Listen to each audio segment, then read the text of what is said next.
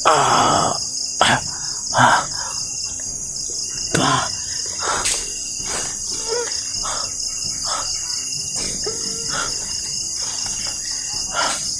Nagtataka lang ako. Kahit nandito sila sa paligid, hindi nila ako naamoy o nakikita. Grabe yung may kanilagay nila sa akin. Kahit magtagulilong ako, tatalap at tatalap yung may kanila. Sobrang sakit na ng katawan ko na hindi ko maintindihan yung...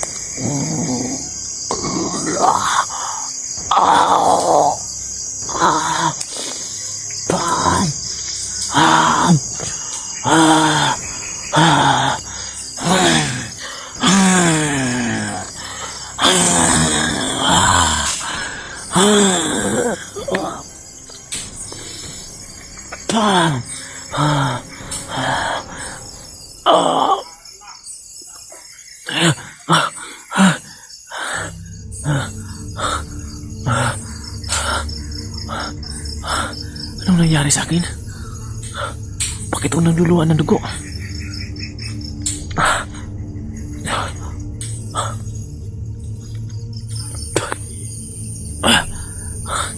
Hindi ko makontrol yung katawan ko. Sobrang sakit ang ulo ko. Sobrang init ang katawan ko.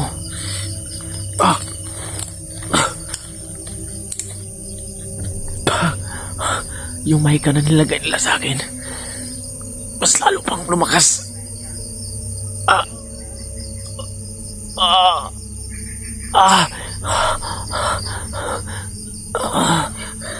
Parang mawala ako sa sarili ko.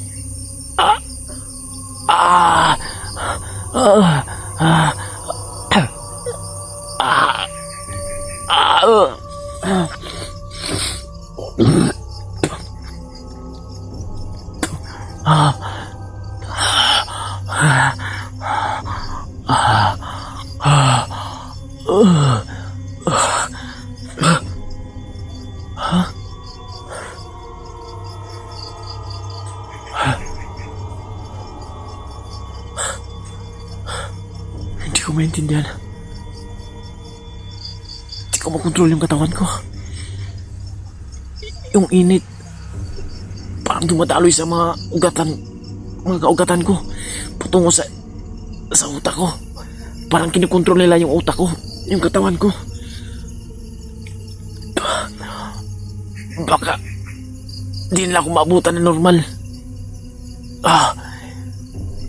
Sana mabutan ako ni Tulbads habang kaya ko pang kontrolin yung mahika na nilagay nila sa katawan ko.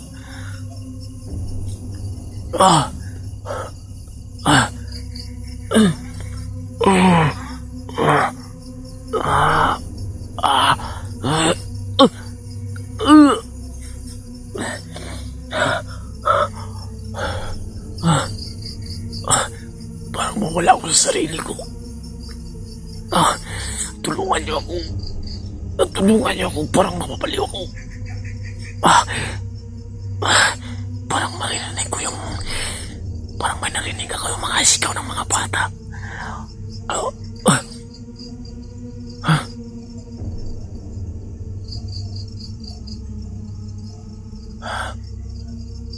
Ano nangyari?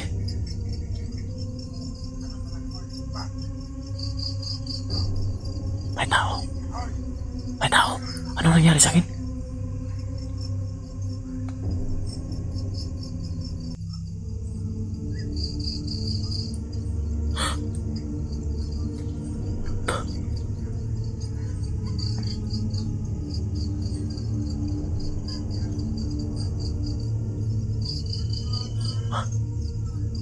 Talagang hinahanap nila ako. Pero hindi ako nila basta-basta makikita. Dahil nakatagulilong ako.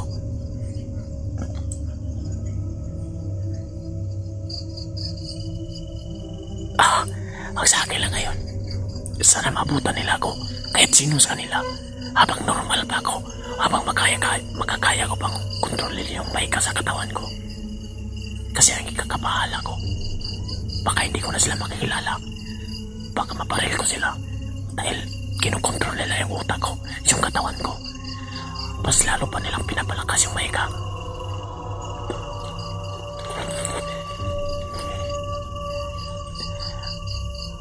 Nagsusuka ako ng dugo na hindi ko alam bakit ako. Para akong mag-iibang anyo.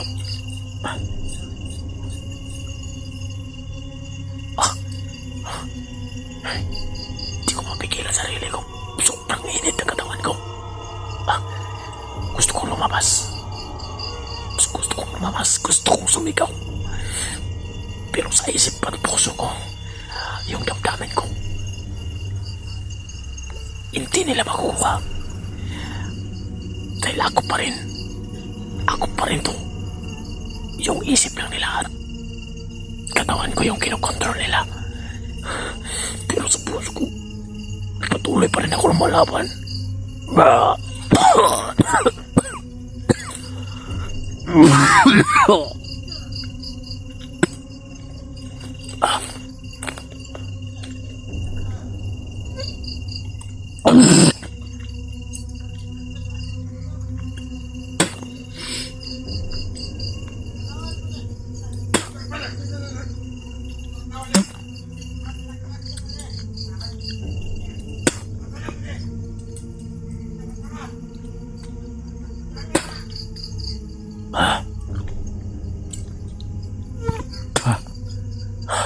Sumuka na naman ako ng dugo.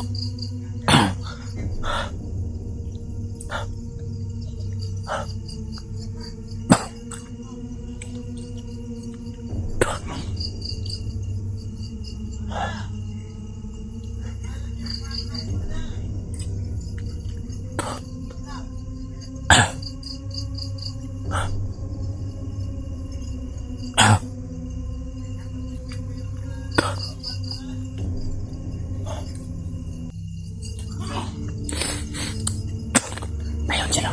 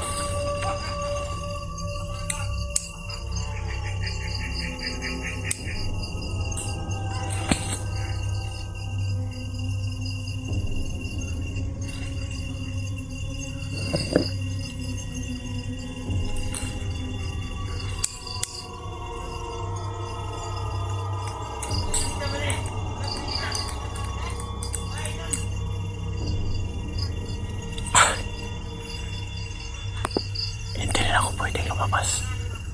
Mas lalo akong delikadong pag ako'y lumabas. Dahil sobrang dami nila, mas mabuti pang dito na lang ako sa ilalim ng damo. Total, hindi naman ako makikita na nito kasi nakataguli lang ako. Kakabahala ko lang. Sa tuwing umiinit yung katawan ko, parang kinokontrol ako ng maika. Hindi ko makontrol. Lagi ko nagsusuka ng dugo. Sana maabutan ako nila, Bads, o sino mang mga kasamahan natin.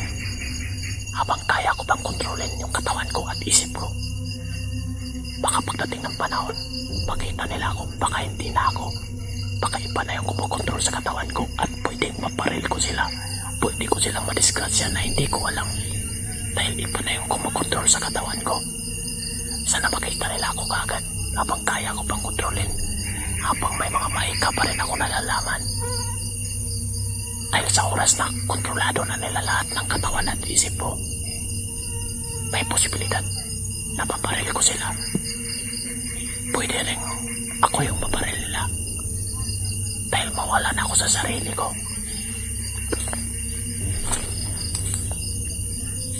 Kaya habang kaya ko pang kontrolin. Kukontrolin ko yung sarili ko.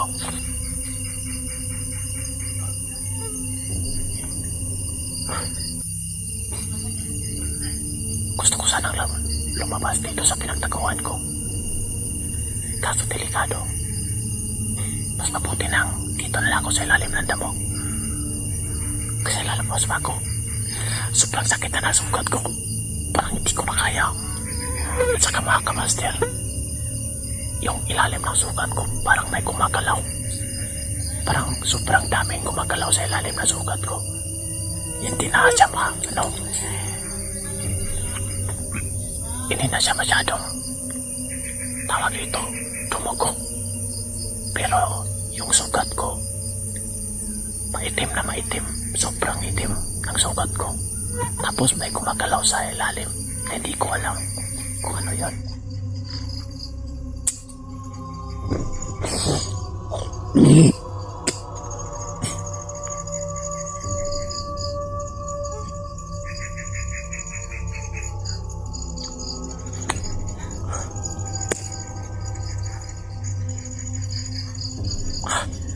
Buti na lang, medyo nawala na yung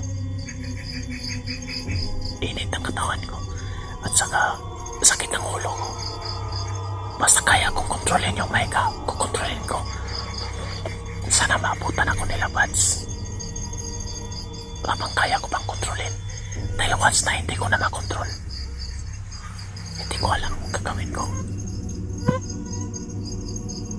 Kaya habang kaya ko pa, pipilitan ko yung sarili kong kontrolin lahat ng gustong kumontrol sa isip at katawan ko.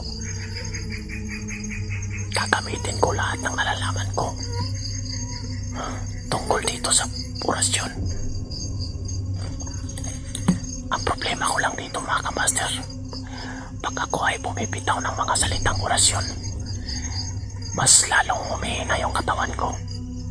Dahil ang orasyon, sa katawan natin kumukuha ng lakas at tayo yun ang papakain sa kanila. Dahil hindi magtatagal ang orasyon pag hindi natin pinapakain.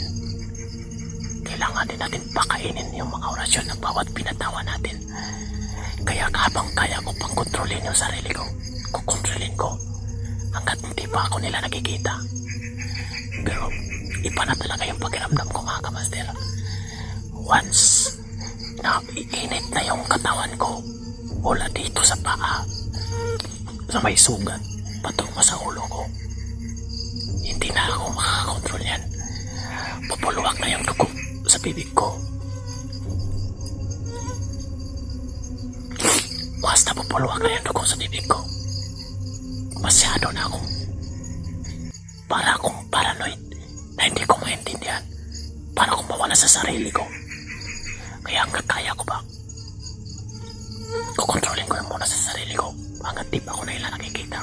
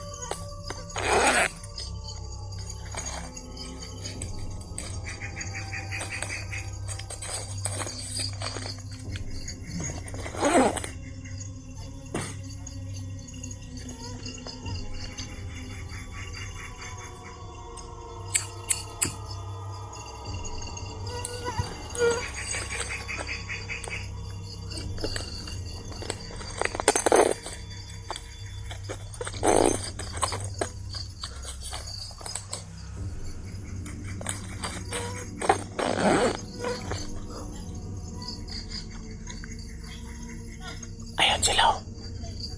Magtago lang muna tayo dito. Hindi tayo lalabas.